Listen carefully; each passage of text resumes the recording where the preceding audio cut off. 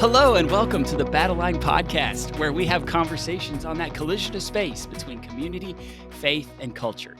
I'm one of your hosts, Matt Satterley, and here with me is my beautiful host, co-host in life, editor of Peer Magazine, Jamie Satterley. How are you doing today, Jamie? I am doing fantastic. All right. We also have with us here today our co-host, producer, the one who makes the entire Battle Line podcast run, Elizabeth. Elizabeth, how is life treating you today? It is super wonderful. How's your life doing today? Man, I'm doing great. Life is good. No snow on the ground anymore here in Virginia. Life is amazing. Just wait. Yeah, wait a couple of hours. Yeah. All right. Today's episode, we have our second interview with territorial youth leaders. We're so excited. We hope you tuned in with us a couple of weeks ago with Jay and Leslie Naggs, who are the youth leaders for the eastern part of the United States. And we have with us today the super awesome Captain Mike Hanton and Captain AJ Zimmerman, who are the Territorial Youth Secretary and Assistant Territorial Youth Secretary of the Central Territory. We're excited to talk to them about all the amazing things that are happening in youth ministry across the Central, but especially about this really great new ministry they have called SA Gaming. So we're going to talk about that and a whole lot more to see what's going on with Millennials and Gen Z'ers living in the Midwest. So let's hop right in. Well, Mike, AJ, we're going to call you Mike and AJ. I hope that's okay. We'll call you captains if you want. But just first question here. Let the listeners get to know you. Tell us a little bit about yourselves. What's your responsibilities in the Central Territory? Now, I will follow up with this little B part of a question. A lot of our listeners don't live in the United States, so you might want to, if you don't mind telling us, what area does the Central Territory cover, and what are your responsibilities? Sure. Well, it's great to be with all of you. Can I just first off say that, you guys are really good at this, and if this is your part-time job, you're doing excellent. But we're sign this man up to come back every week. That's I love right. this guy. Hey. Our hype man. Yep. No, we just before we get started, I think we really all appreciate Peer Magazine and the connection that you have with all of our young people. So it's a great resource. Just want to plug that for you guys, and we try to do our best here. But like Matt said, my name is Mike Hanton. I'm the Territorial Youth Secretary for the Central Territory. And my main responsibilities are to oversee all of the youth programming that takes place in the 11 Midwestern states. So right now, we're in the dead of winter, and it's about 10 degrees out today. And there's about maybe a foot and a half of snow that we've been able to experience over the past week. So that's pretty much the Midwest. We are just in it. So, but that's really my responsibilities. A little bit about myself. I've been an officer for I think close to 8 years. I have a beautiful wife, Kelly, who is the candidate secretary for our territory. And we have 4 beautiful children, 4 boys. We got an 18-year-old, a 15-year-old, and 2 9-year-olds. God blessed us with twins. So they're all boys. So our house is very active, especially during COVID with homeschooling. And my wife tells me to go to the office. That way she doesn't have to deal with 5 boys. But but it's a very active household, but we enjoy our ministry as Salvation Army officers and this opportunity that I have right now to serve the youth of our territory and really try to make an impact, not just through program, but really emphasizing the importance of relationships and intentional discipleship through each one of our young people in the territory. So it's a blessing to be here. AJ loves it when I do this, but I love to introduce AJ. I know it's coming. I know it's coming. I love to introduce AJ because my wife calls him my work wife. So there's only 2 individuals I talk to every single day, and that's my wife and my work wife. So this guy is awesome to work with, and he's also a session mate of mine. We lived across the hallway at training college. That's very So cool. we have a great working relationship. I love coming to work every day working with this guy. But ladies and gentlemen, AJ Zimmerman. Oh my goodness, you're too kind. Yeah, my name is AJ, and I'm the assistant. So I'm Mike's assistant. I do whatever he tells me to do with a smile. And actually, fun fact, I actually work with both Mike and Kelly, so I'm both of their assistants. So yeah, so I get the best of both worlds. It's awesome. And yeah, and some of my responsibilities primarily do whatever Mike tells me to do, and I handle all of the internships for our territory, and also work with a program that we have called the Good Soil Initiative, where we give funding to core who don't have money and want to have a youth ministry at their core. And so we kind of work together, put a plan together, provide funding for a 3-year period, so that they can, so that youth ministry can happen at their core. So this is also exciting for both the young adult and also the kids, because it provides jobs for young adults, but it also provides ministry for kids at that core. So it gets me really pumped and excited to be a part of that process, and also the recruitment process as well for CFOT. So if anybody, any of your listeners, want to be officers, hit me up. You just have to go to Chicago, and Yes. there's a foot of snow on the ground. It's 10 degrees, as I understand right now. That's right. That's the best part. Don't let that stop you. That's right.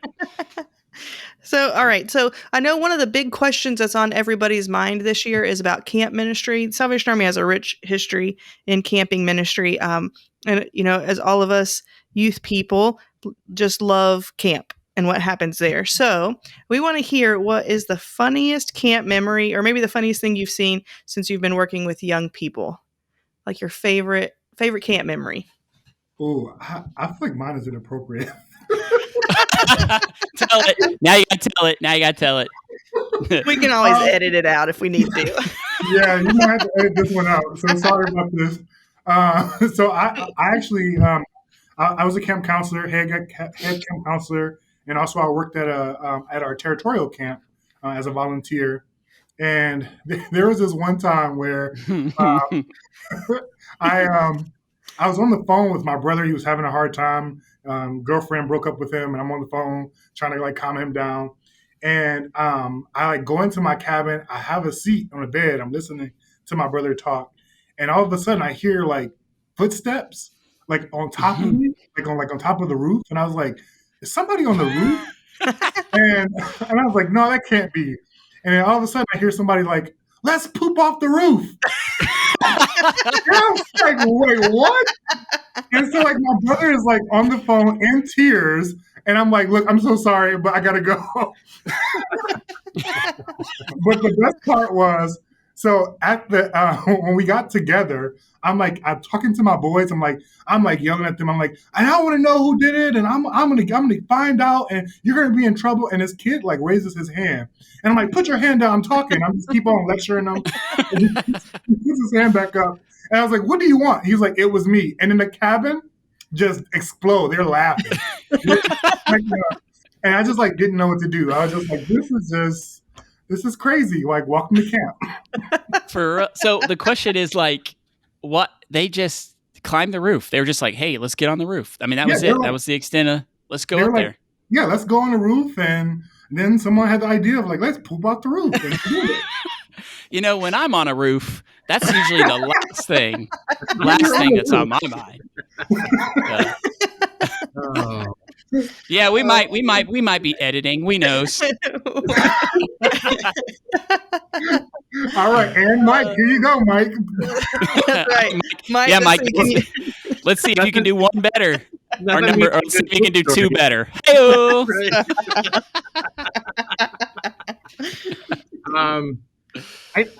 I don't know how to top that. I think, I don't know if it's necessarily funny, like pooping off of a roof, but which I want to encourage you not to edit that. You want more viewers?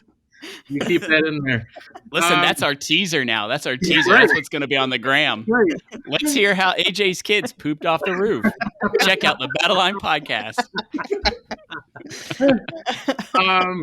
I had a moment where I failed as a DYS. You know how they always institute like certain rules at camp, and Yeah. certain kids think that they're exempt from it. Well, I think I was like one of those DYSs who thought I was exempt from it, but we had a rule about golf carts.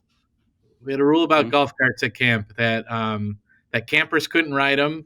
Obviously, you got that risk management component of it, For sure. And but our maintenance guys at camp, they and our camp director, they would always brag about how fast their golf carts could go, like faster than others. And it was usually mine. They always gave me like the slowest one. And so it was late one night, and like I respected the rules and what the camp director, like we had a great partnership together. And there was one night, and like it was after a night meeting, and I was picking up my son, who wasn't a camper at that specific camp. So like it was usually normal that my kids would ride on my golf cart if they weren't campers at that camp. But so we were in the midst of our oldest son learning how to drive. And so we were it was after a late night meeting. We were heading back to our house at camp, and I was like, "Hey, why don't you drive?" So I would let him drive periodically. Well, my second son, Cole, he was like 13 at the time, so nowhere close to driving yet. But I'm like, he could handle a golf cart. So Famous Famous last words. yeah. So we were driving, and I let him drive, and he was doing really well. And I said, "All right, I need you to turn around because we got to go back." Like someone called me on the walkie-talkie, and we had to go address something. So this kid makes like a U-E, but like it wasn't a complete U, and we ended up like all I remember was you need to hit the brake, and I was like screaming like brake, and we went down like this hill into like a bunch of pine trees, and all I kept on thinking was all I had pictured was our camp director's face in my mind, and I'm like, how do I genuinely tell I can't lie to him and say, I don't know, I just lost control of the golf cart and I went in the woods. Because I didn't want to break the rules and say, well, Cole was driving and ended up in the woods. So I told Cole, I was like, all right, we're going to put this in reverse and I'm going to push it up the hill. And like, we're going to pretend like this never happened. So Don't tell your mother. Yeah, pretty much. So I'm trying to, and it's not budging. Like the tires are spinning, and I'm like, we're not going to be able to get this out. So I called one of my other buddies that was at camp, and I said, whatever you do, don't tell the camp director that we're doing this. But I said, I need your help in pulling me out. And so right as I say that, the camp director's son is at the top of the hill going, "Hey, what's going on down there?" And then suddenly half of the camp, I kid you not, half of the camp was staring at their DYS stuck in the woods with the golf cart. And so like I had to live in shame, but like our camp director was like, "You really didn't feel comfortable enough coming to me with this?" And I was like, "No, I was scared to death. I broke the rules. I broke the rules." So we were able to use that as a learning lesson or illustration later on in the year. That's right. Be sure your sins will find you out. That's right. So it's not a poop story, but it's a story. Listen, Matt used to let our kids, he would take them mudding like on weekends off. And I know probably our poor camp director was like, "Why are you messing in our field?" But Matt would take the kids mudding in his golf cart. So. Yeah. Funny enough, the next summer I was moved. Listen, you're not living your best DYS life if you're not, shenanigans in the golf cart.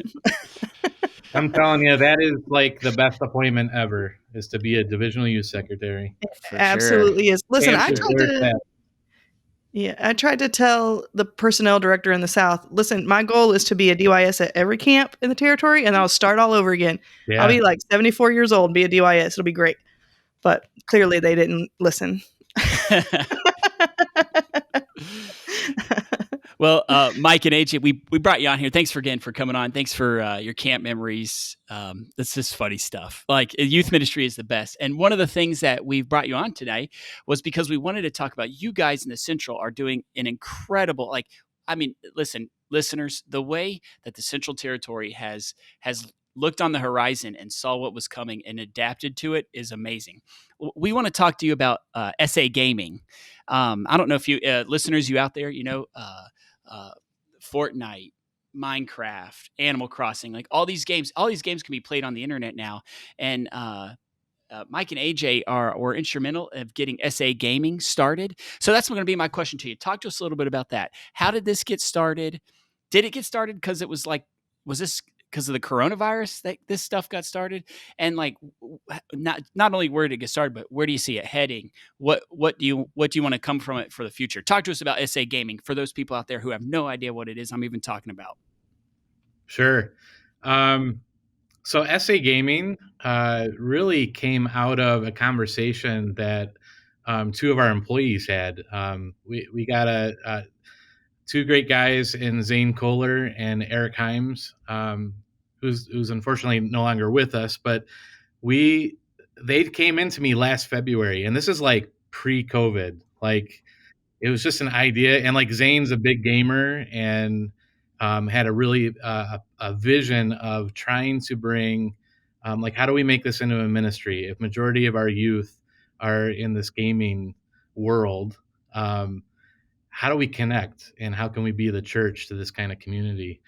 So last February, like we sat in a room, and I think Eric and Zane were just they shared like cubicles here at THQ, and they always had this conversation going back and forth, but like it never went anywhere.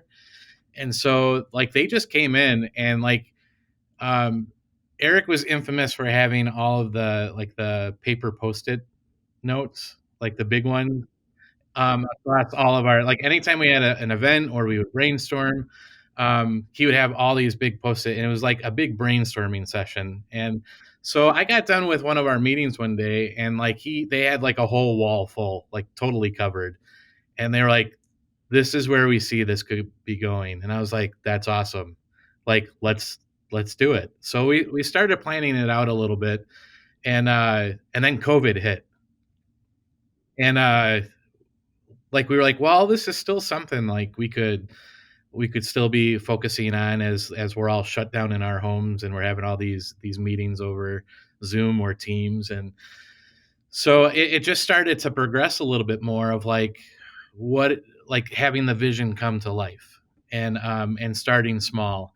And really like the first part was like coming up with the mission statement of like, what is this about? What are the outcomes that we want from this?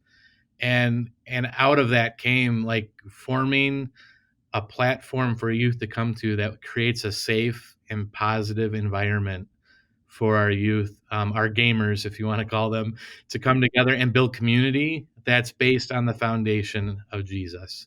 And we just wanted this to be a place for everyone, like cross-generational, like whatever it looks like, for those that have a relationship with Jesus, but also the opportunity to bring people to Jesus. And we've seen evidence of that over this past year that's been in existence. So it just started to develop, and we started with one game, which happened to be Fortnite. And at the beginning, like a lot were skeptical because they were like, the Salvation Army is promoting shooting games. Like what is going on? But like that community grew really quick, where we held like many tournaments and brought them together. But I'm going to let AJ chime in on some stuff of his experience, but just one short story really quick.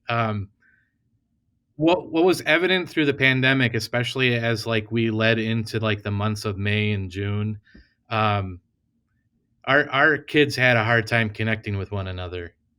And it really, we started to see that. We started hearing that from the field, talking to Corps officers, and they were like, they're zoomed out, or that like they spend their whole day at school in these virtual meetings, and those aren't really good. They're better now because the teachers have got a hold of it, but they're just really having a hard time connecting at the core, and just really feel isolated. And share a story really quick. There was a young person that just moved to Chicago from outside the territory, actually, and they had only spent a couple of months at their new core, and they really didn't connect to very many people. And through the SA Gaming Ministry, they were able to connect more with kids at their core and develop relationships to where like that's their small group, that's their community, which really opened the door for a relationship to happen. And now that they've started meeting in person or whatever that looks like there's connection, there's relationship. And even with that, there were some people at his core that were older adults that were gamers, that they would have never have even known that they were gamers had they not joined that community. And now there's cross generational relationship going on, mentorship, where like they show up at the core and they're like, man, you really got me the other night in that tournament. Or like it was conversation starter, which has also led now to hey, what's going on in your life? Well, let me pray over you on that. And so like that discipleship is starting to take place and is starting to blossom. So that's like the best part of it is you're taking kids where they're at, and you're just creating intentional relationship.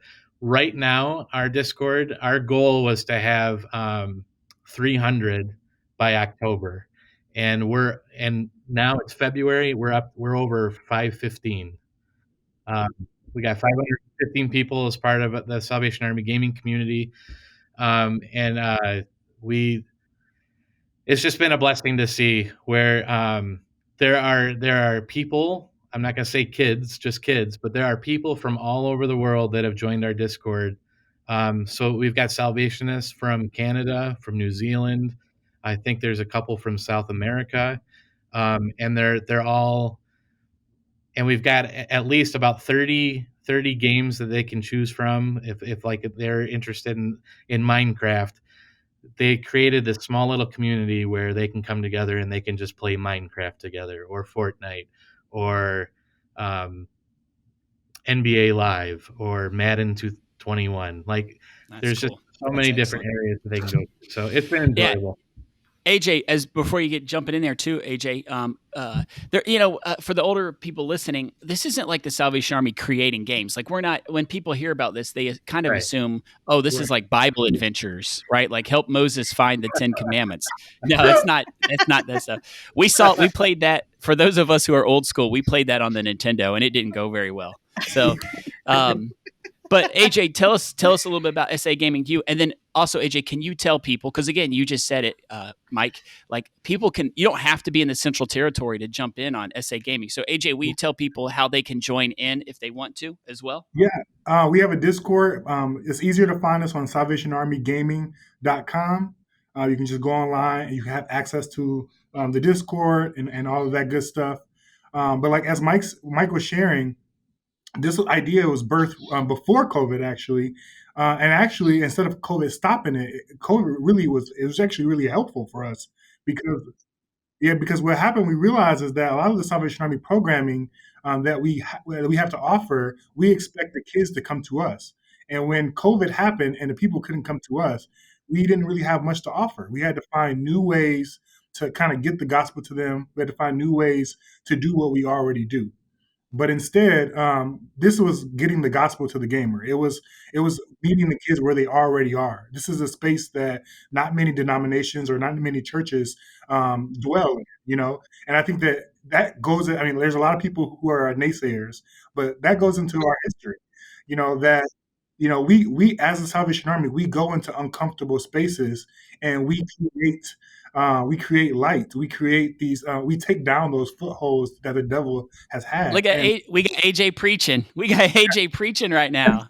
That's right. But I mean, there's just a lot of I've seen a lot of people who are like, I'm not really sure about this, but I honestly believe that our kids are already on these spaces. The gaming world is known for being like that toxic place, and if our kids are there, we need to invade that space. We need to make sure that the kids have connections to other believers, other people who are like-minded, other people who are searching. And I think that having positive young adults or adults invade that space is it's not a bad thing.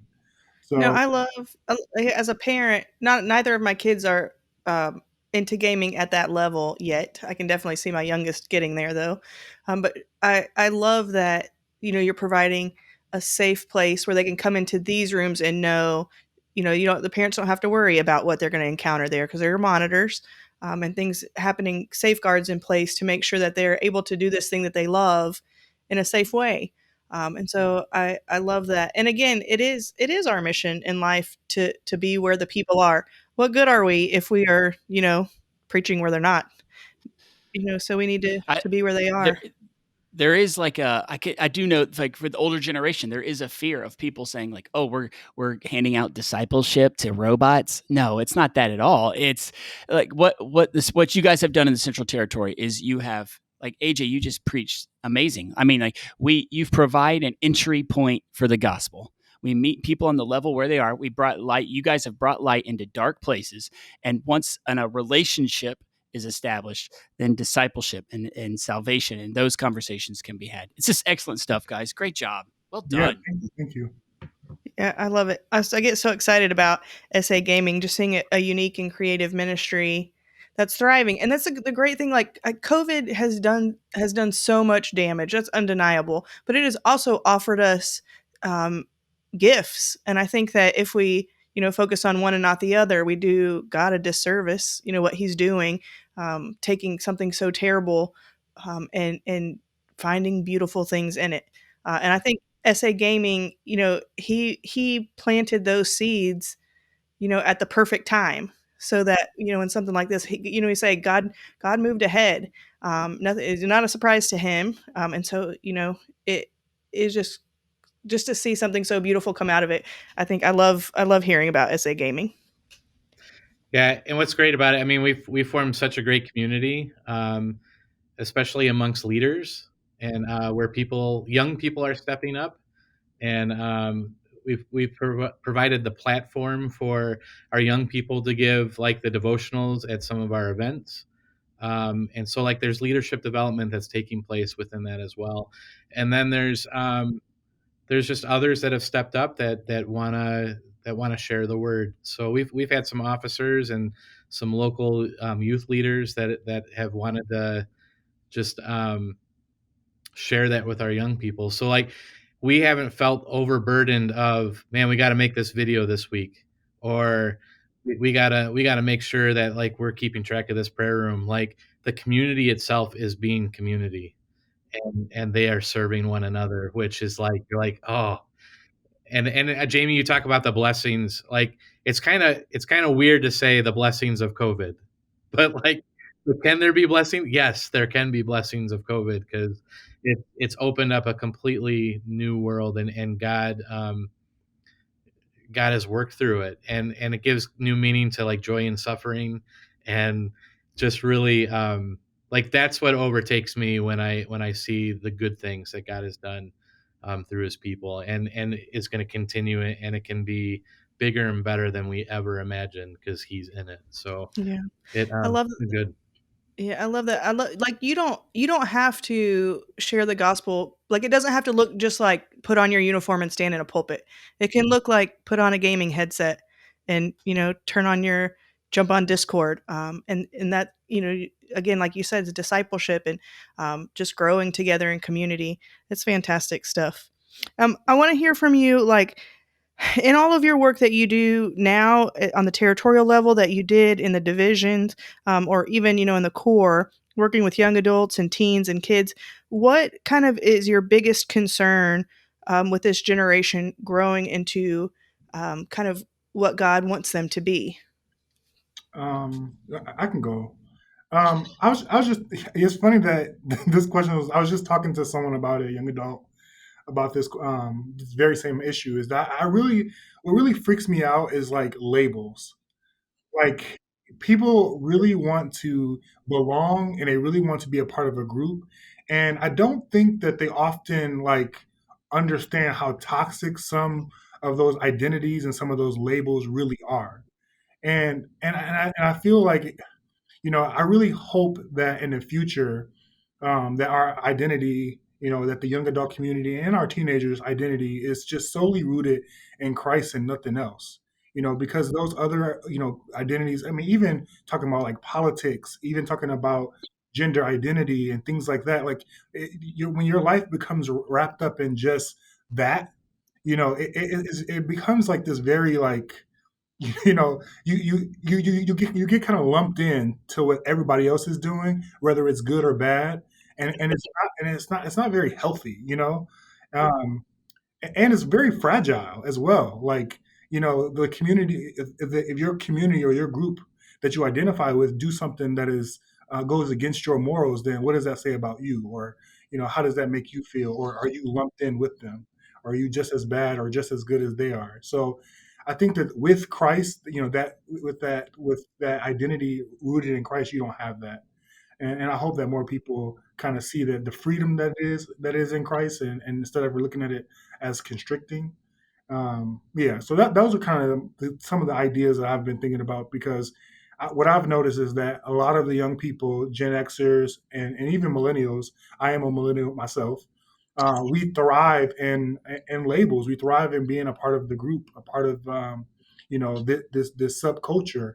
And in reality, sometimes that stuff can be so dangerous and so difficult to kind of shed or find your true Christian identity.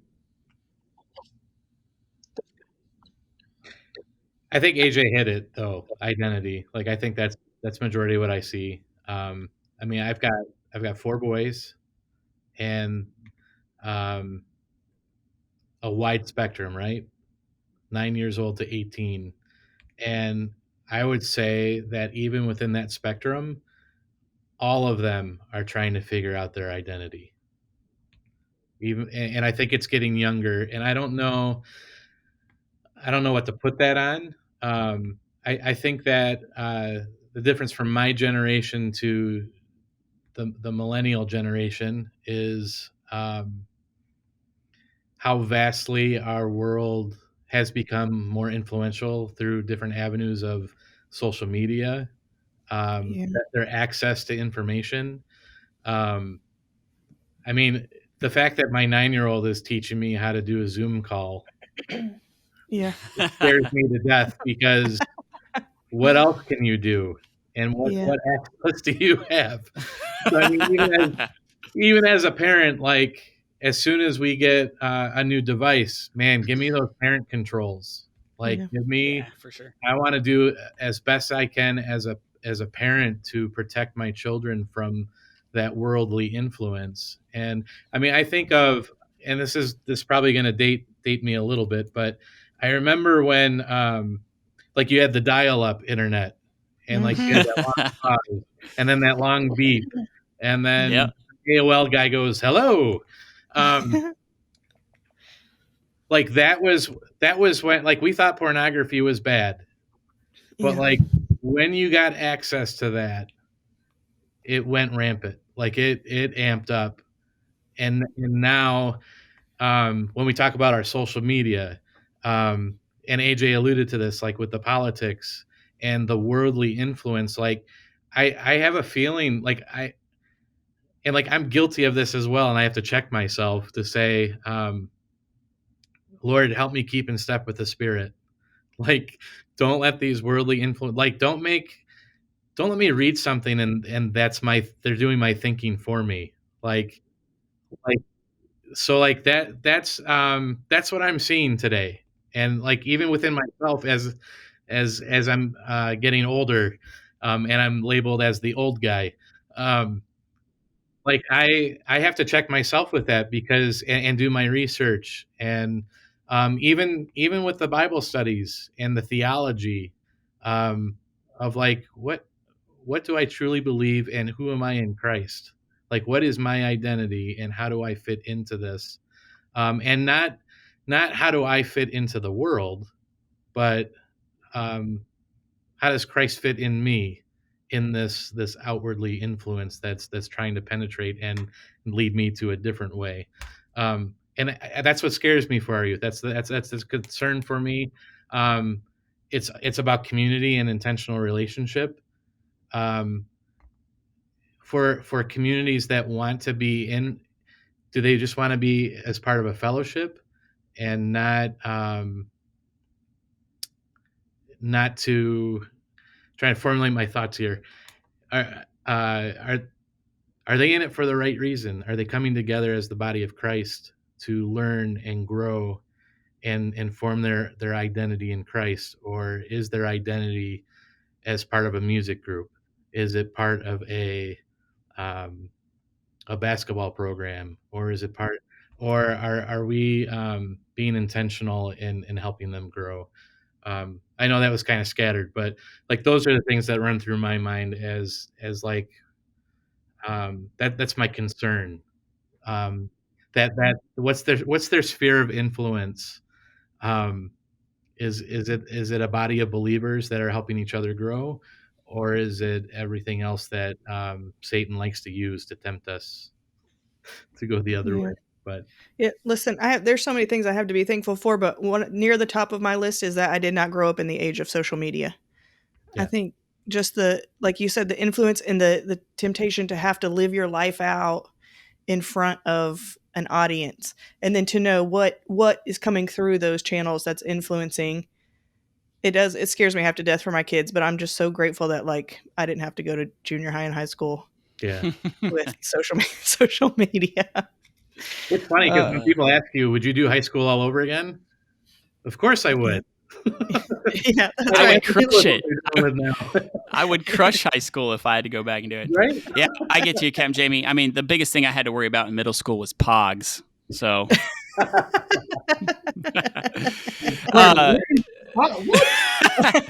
we'll explain when you're older, AJ. We'll explain when you're older. All I worry about is if my jeans were rolled up the same way.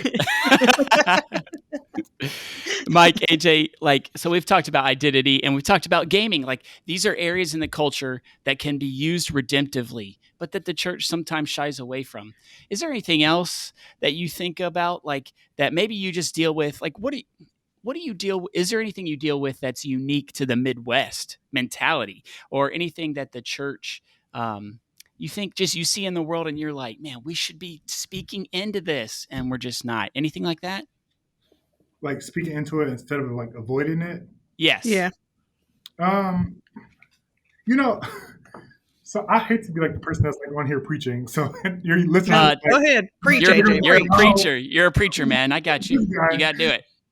But I don't know. I just feel like one thing that I personally value is like transparency, and I think that that's something that oftentimes like the church. When I talk about the church, I mean like the establishment. Oftentimes we feel like we can't be transparent, like we can't like be real with people, we can't show our failures, then people won't want to follow us. And like I am like a super flawed person and I make mistakes all the time. And it does not like I'm not afraid to show people that I mess up, that I'm a failure in certain areas, I'm not competent in everything.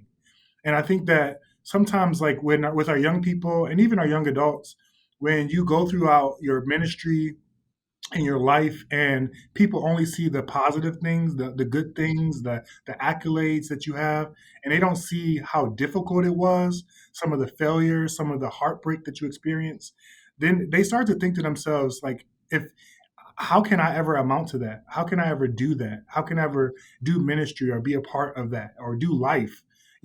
When they don't see your failures, they need to see that when they mess up, when they fail, that's normal.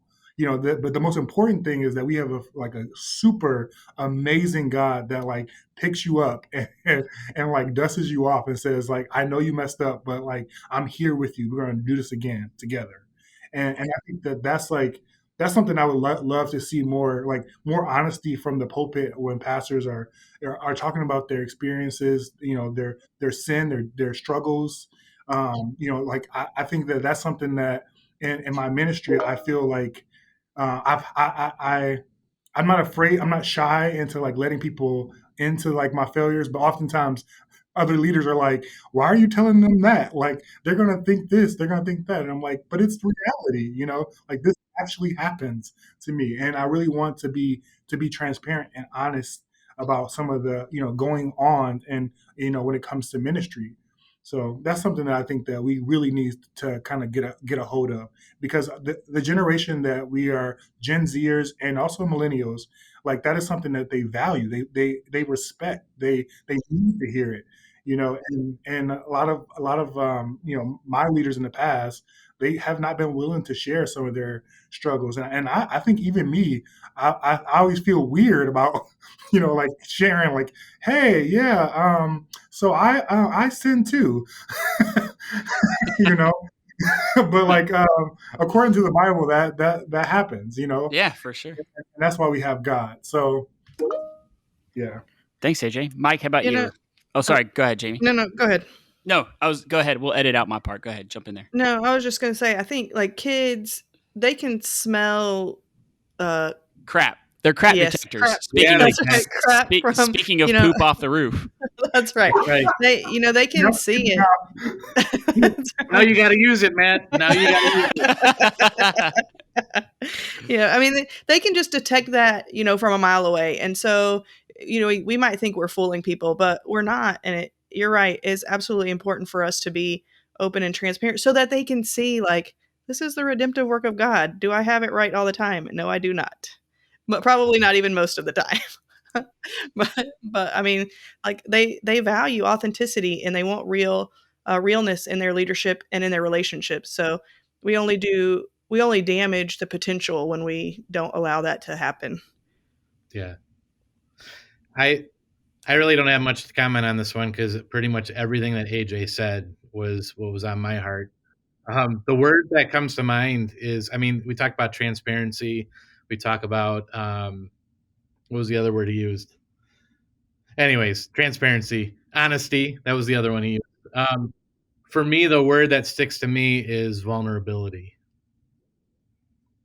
Are you, we as leaders, but also encouraging other young people to be vulnerable enough, as the body of Christ, to support one another? And I think we can all attest that at some point we've seen some leaders that that's not part of their DNA, to be vulnerable enough. Like, if I share this with you, then that's a weakness. And I think as the church itself, we're always good at airing everyone else's laundry. Oh, We're never bold enough to say, I screwed up. Yeah. Or we've gone from preaching to meddling. Preaching to meddling, like they say in the South. So, and Jamie is so right. Like, that's one thing where I'm excited about the next generation, because they're bold enough to call you out on that. Yeah. Yeah. They're bold enough. I don't know if they're bold enough to say it to your face. They're really good at saying it on social media. But I will say this: they do have a point. Yeah. They do have a point, and it's justified. And that's if we can all be vulnerable enough. And I was actually, it's interesting that we're talking about this, because I actually was talking to an officer yesterday about this, and they're in a new appointment, and they were like, I just feel like I can't be myself. Like, I can't be myself. And I'm like, why can't you? Like, and that's something, and we talked a little bit deeper, obviously not for this conversation, but it spoke to me though. Like, I was like, man, like, as a leader, like, they feel that they can't be vulnerable enough, or to just be themselves, for whatever, whether it's for the appearance, or I don't know. But I think that is definitely something that I feel like within our church leadership of the overall church, whether it be an officer or a local leader. I don't know if that's cultural or a generational, but at some point, if we are going to have intentional relationship with our young people, and if the church is ever going to evolve, like, we first need to look introspectively, at our relationship with Christ, and Yeah. then being vulnerable enough to So share our good. experience. So good. So good. Thanks, guys. Last question here, and then we're gonna hit you with our standard into the podcast question. But youth ministry is hard, and it you think you can get so far ahead, and then you see something on social media, and it just makes you feel like you're starting again. But what's your story that keeps you going? What I mean by that is like what have you experienced in your life or in your ministry with working with young people, young adults, teenagers, kids, that you were just like, man, that was the moment where a kid got it. And that's the story that just keeps you going. Why you keep getting up every morning and going and tell people about Jesus and keep slugging it away at the darkness. What's your one story that keeps you going? You want to go first, Mike? That's a deep one. I mean, there's countless stories in ministry, right? For sure, Like, for sure. Encounters, and I remember it was our first year of our first appointment, and I'm really bad with names, so I forget his name. It's really bad. But it was He's probably extremely grateful that you forgot his name right now, whatever right? story you're about to tell. Probably. No, this was a family that like he would come to the core with his uncle, and he had I think it was 4 brothers and sisters who were all older, and it wasn't a good home situation, and that's why the uncle would always bring him to the core. And we were getting ready to go to camp. This is my Corps officer camp story. I always, as a Corps officer, loved driving kids to camp, because that's not only do you get to listen to their conversations, but that's when you had those intentional moments. Save that, man. With like it was. I almost want you to like tweet that right now, Captain Mike. That's just good stuff. But we were getting ready to go, and it was his first trip to camp. And he came up to me and he said, "Lieutenant Mike," he said, "you know why today is such a great day?" And I was like, "'Cause you're going to camp?" And he was like, "No." He was like, "Well, I'm excited to go to camp, but that's not why I'm excited." I'm like, "Well, why?" He goes, Today was the first day ever in my life that I got to pack a suitcase." And that was a life-changing moment for me, because I was like, man, this kid doesn't even know what he's going to encounter this week at camp. Like, that was like a God moment for me, of not only through the avenue of the Salvation Army, but like that gave me the opportunity to have a conversation with him in the van to talk about what's his experience, and like, you really haven't gone anywhere before. Like, that was his first vacation. That was his first. And I was like, man. And all I kept on thinking about was, man, how many firsts are you going to have this week? For sure. And that encounter of just the opportunity to hear about Jesus. Yeah. Like, and for me, like that spoke volumes. And so, like, learning from a little kid, of having like that childlike faith, and just being able to, every single time, like, what keeps me going is every time I open up the word, having like, I picture that kid's face of like that first, like, Lord, as I open your word this morning, Lord, as I preach this Sunday morning, it might be someone's first, but use me as it's the first time ever, and let me experience that excitement and that joy. Awesome. So yeah. Cool. I think all of us would say on here that I'm speaking for all 5 of us now, listeners, that like we are all big believers in camp. Camp really does change lives, and just for kids to get out of their home life for a little bit is just incredible. And it changes eternities and changes place. So AJ, how about you? What's your story, man? Less sentimental. Good job, Mike. I'm over here wiping a tear. I'll hug you after. No. I'll have my mask on, I promise. Wait, before you go, AJ hates hugs. So I always make it a point to just come in his office and just hug him. Hear that? So, This I'm gonna goes keep out. that in mind. This goes out to every human being in the Central Territory. When you right. see Captain Hug AJ, AJ. hug him. He loves it. Okay. So this is borderline abuse. I love how we have to edit AJ's camp stories. Can I just say? Well, this might be another one you might have to edit. No, I'm joking. So I used to work at camp. My first time ever working at camp as well as a camp counselor. And I had a kid that was like, I just really didn't like the kid. Like he was pretty awful. Uh, Literally the whole camp, like I actually contemplated quitting, like like stopping doing ministry just because like I was having such a hard time with like this one kid. And I'll never forget in training, they told us like, hey, if the kid is giving you a hard time, ask them about their home life.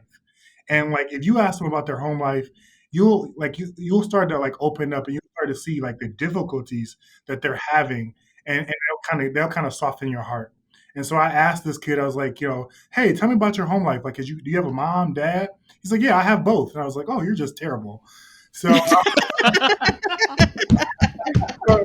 was pretty bad.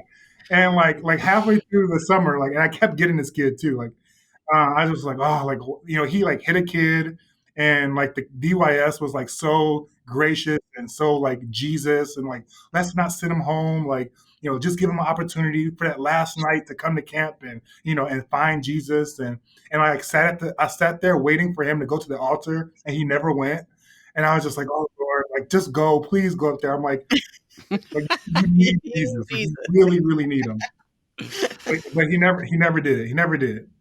And I like literally I really struggled with that kid. I still remember it, like even to this day, like every emotion that I felt. I wanted to quit and everything, but I didn't. Life went on, and as time moved on, I remember as an officer, I got a call from the camp director, and he said, "Hey, like one of your campers, he's a camp counselor, and he says that he became a camp counselor because of the way that you really like showed love and grace and mercy to him." And I was like, Got "Oh my him. God, like who is this camper?" Like I'm like so excited. I'm thinking like all of my favorite kids, and I'm like, oh, like it got to be this person or it has to be that person. And then he gets on FaceTime, and it's the kid that I didn't like. I was like, "Do you know I hated you?" But like it helped me to understand like how difficult ministry is, but like how like you may not see the good things, the seeds that are being planted, but they are being planted. And you may think that you're not ministering to kids because maybe they're not receiving it the way you think they should be receiving it, but they are receiving it. They are listening, and they are watching your actions.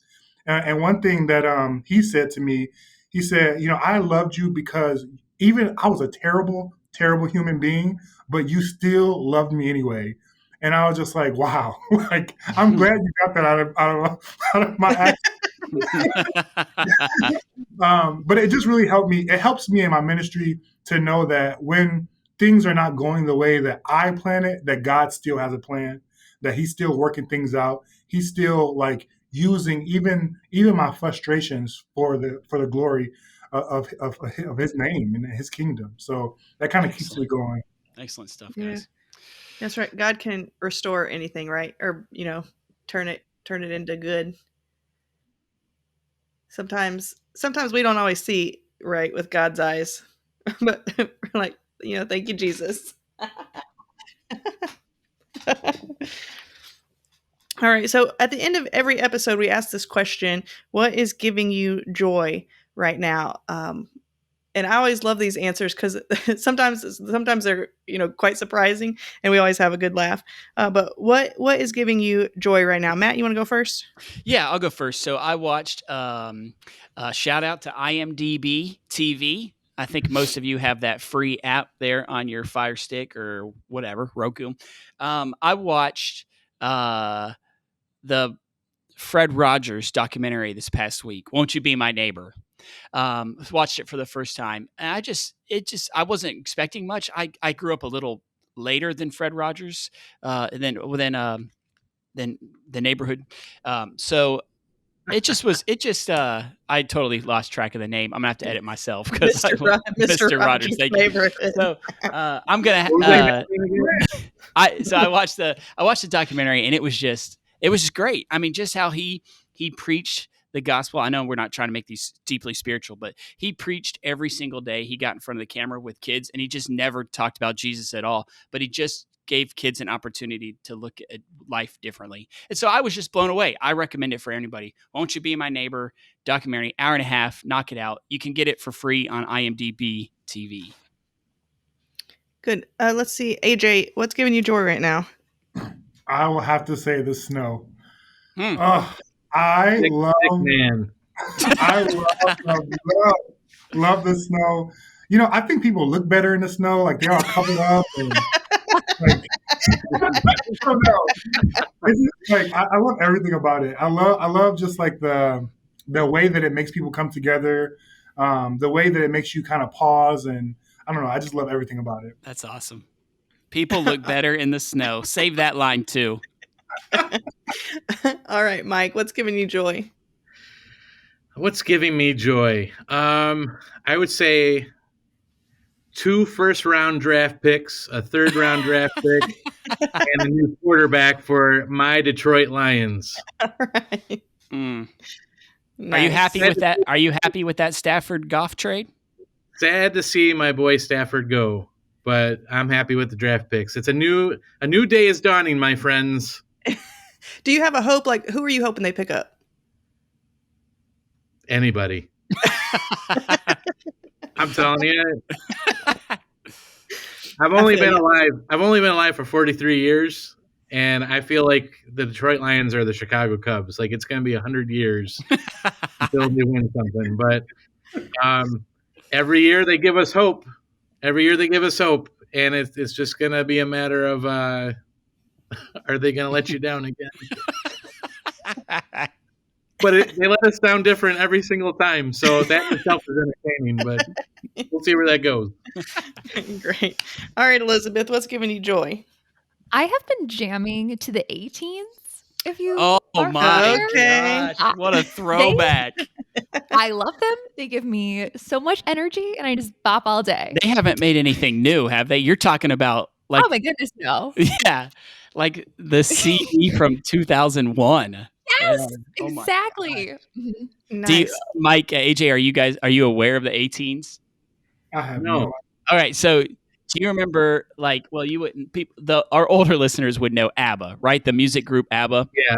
So the 18s are a complete ripoff of They ABBA. basically cover ABBA. Every They're song. an ABBA cover band. Like, Wow. oh my gosh. Like, if you want, just after this is over, YouTube the 18s, play one song, and you will hear like the most 2001 techno. Like, Nice. it's Techno version of insane. ABBA. Elizabeth, So, which one's your fun- favorite? Oh my goodness. Oh well. This is so Dancing tough. I'm Queen. gonna go. You're gonna go Dancing Well, Queen. okay, that was my initial response. But that's like an ABBA song. I wanted like an 18s exclusive. I like Bouncing Off the Ceiling. Ah. Okay. Super Trooper. Now I got There you go. We knew it. Well, do you have to be like in the right setting to listen to this, or is No. it like you just Oh, go? gosh. Probably don't let Listen your at kids work. hear it. In the car. It's in the clean, but they morning. might make fun of you. Listen, this is they will make fun of you bad. I'm about to put we talked about vulnerability. I'm about to put myself out here.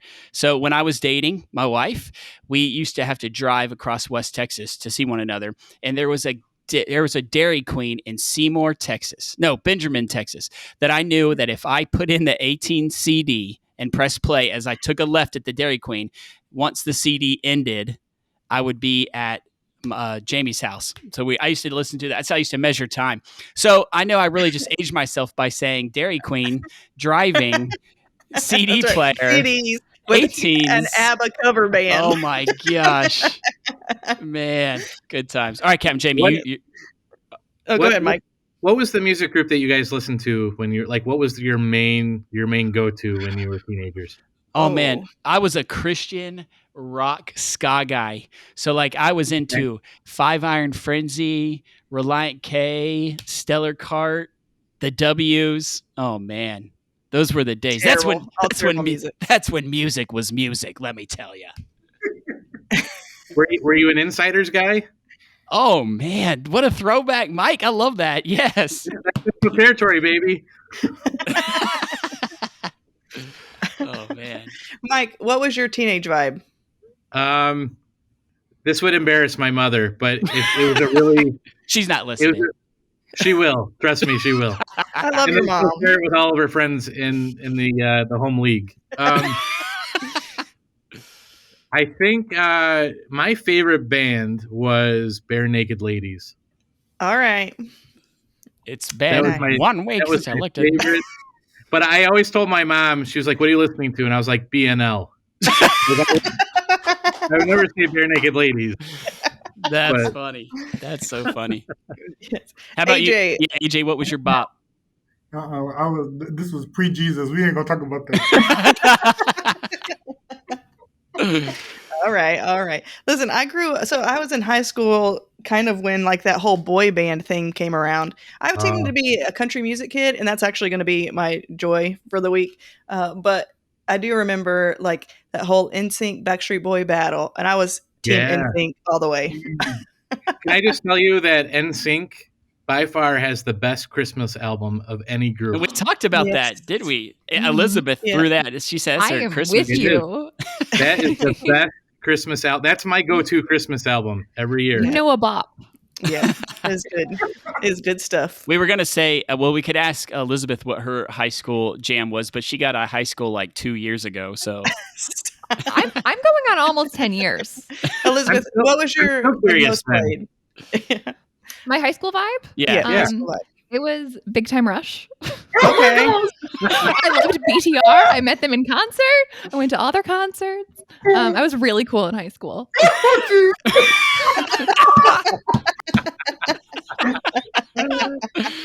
All right, Cap Jamie, you better give us your joy thing so we can get out of here without anybody getting written up. Growing up in Texas, I was a little bit of a country music fan, and today the Garth Brooks and Trisha Yearwood released their cover of "Shallow" from "A Star Is Born," and I have been listening to it all morning. It is bringing me very much joy, all the joy. Mr. Garth and Trisha, the first couple of country music, I'm here for it.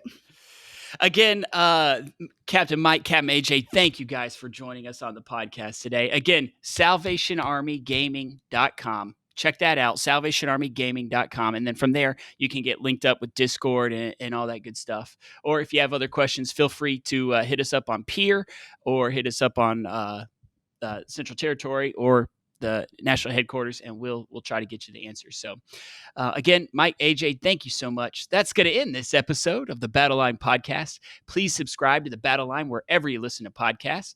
Don't forget to follow us on Peer website at peermag.org or follow Peer on the socials at peer.magazine. And lastly, don't forget about our sister podcast, Battle Line for the Kids, Fight for Good for the seasoned people in life. Check them out. Until next time, this has been the Battle Line podcast. Bye, guys. Bye.